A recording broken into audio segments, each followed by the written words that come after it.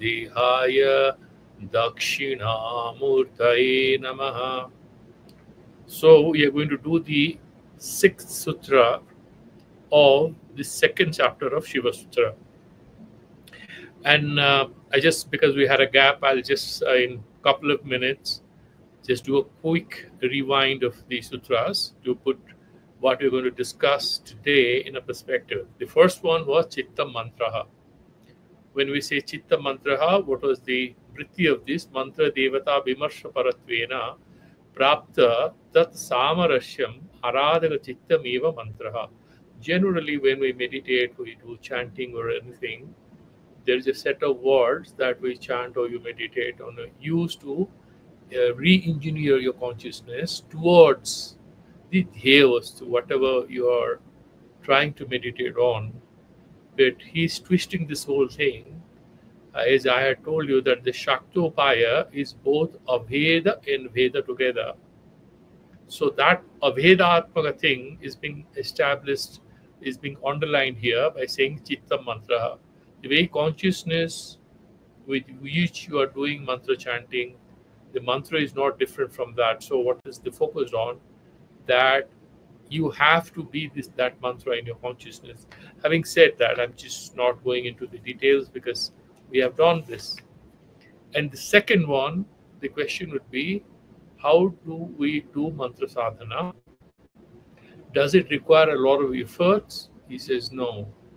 He says prayatnaha sadhaka akritako yah prayatnaha, that effort which is not. It's like it's not something which you are artificially trying to attempt, but you have purified your consciousness and you establish there. So this particular practice that you are doing happens spontaneously with God's grace, with Guru's guidance. Saiva sadhaka mantraituhu mantra devata tadatmya pradaha. So you are able to enter into that non-dual state of samarasya, complete oneness between you and the mantra. You become one and the same thing.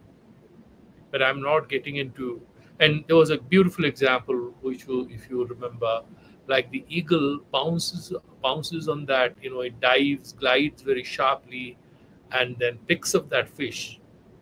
It doesn't make any planning for that. It happens spontaneously. Similarly, when a sadhaka who is qualified, who has got the inner as well as outer qualifications for this mantra chanting, this sadhana happens spontaneously for him. For others, there'll be a lot of hard work. You remember in Bhagavad Gita, Bhagavan, while discussing this problem of sannyasa and jnana yoga or sankhya yoga with Arjuna, says, the guy who is prepared, having done his niskama karma yoga, Ishvara Arpana Buddhi, he's a Kritopasti, he has done a lot of Upasana, he gets into this Jnana Yoga through Sravana, Manana and Nididhyasana, reads Upanishads, is easy for him. But somebody who hasn't gone through this coursework of Niskama Karma Yoga and Upasana and stuff like that, he directly enters into the Jnana Yoga, he will still have to complete these courses. And therefore, he will find it very difficult. Why don't you focus on what is easily doable for you? The way he was saying this, it might appear a little out of context, but what I'm emphasizing is that if a person is qualified, the practice happens. And that is how he's mentioning prayatnaha sadhakaha. And then, what is the secret of the mantras? In the third sutra, he mentioned Vidya Sarira Satta Mantra Rahasyam. Vidya Sarirasya Savadarasehe. The Vidya Sarira, whatever the mantra that you're doing, you're meditating on this, the set of alphabets, syllables. So, Vidya Sarira Satta, 3 words are there. Mantra Rahasyam. The secret, the power of the mantra is not different from this. And how he's saying, Sata Asesa Vishwavheda Maya Purna Ahang Vimarsatma Spurata Sa Mantranang Rahasyam Upanishad. This is the secret. That, when we reach that level of equanimity and resolution of our consciousness, that Purna Ahangta Rupa, You remember earlier I mentioned Sariram Drishyam, Drishyam Sariram. This whole samsara is my body, is part of me, because you're identifying with Siva consciousness. Then, the moment of your transcendental meditation, you look at your own body-mind complex and what's going on in your mind also as a picture. So, Vishwamaya and Vishwotirna, both things. The Asesa Vishwavedamaya Punnaham. So, first thing is Drishyam Sariram. Whatever I see is part of me. That is what he's saying. Asesa Vishwavedamaya Punnaham Vimarsatma Spuratta Sa Mantranang Rahashyam Upanishad. That is what is mentioning. We also had a lot of discussion. Sarve Varnatmaka Mantras Techa Sakyatmakaha Priye Saktistu Matraka Gya Sajageya Shivatmika.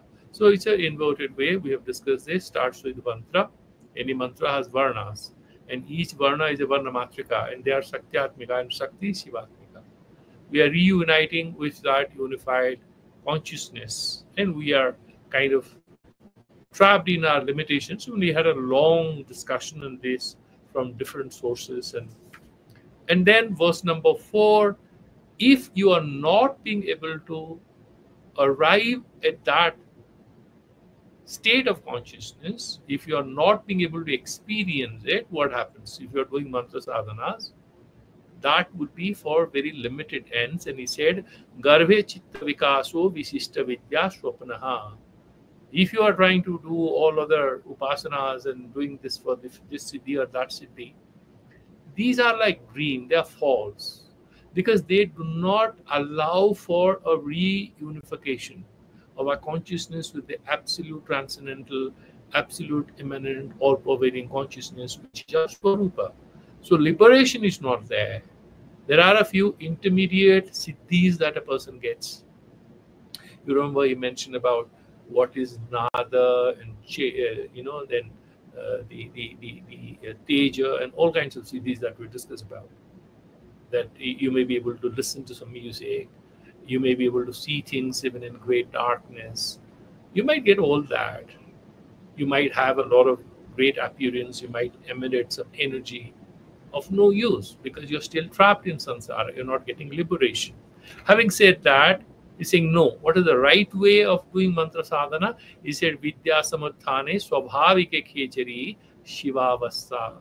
Khechari mudra, we have discussed it, how to sort of twist your tongue and you will have that nectar droplets coming and you experience a certain sweetness just below your soft palate by twisting the tongue and pushing it towards the nasal hole within your mouth. It's a very difficult exercise. He's saying no, that's not Khechari mudra. Khechari charatiti khechari. It's not the bhuta akasha. It's not about that gross physical sky or universe. No, it's about the domain of knowledge and awareness. So that vidya samadhane swabhavike, when naturally that happens and your consciousness is dwelling in a state of self-awareness, that itself is Sivavastha. Okay. Then now he's trying to say, okay, so 5 sutras we did. And this is a very beautiful sutra, very simple, but very pregnant with a lot of meaning and implication for our sadhana.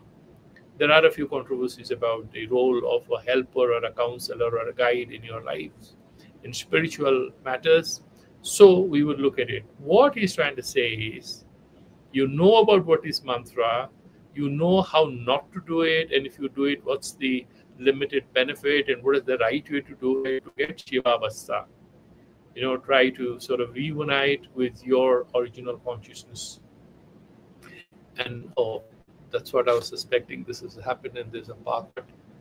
So what do we do? You can't even see me because there's no electricity. So I'm extremely sorry. That's what I was afraid of, and that's what has happened.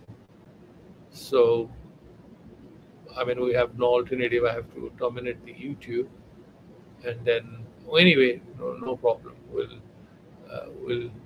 I think I'm returning to Rishikesh tomorrow, so I think we'll restart it on Thursday, because this power, once it goes, it will not come in next half an hour or 1 hour. So I'm extremely sorry, but this is what I was scared of in this happened. My apologies. Meet again. Okay, no problem.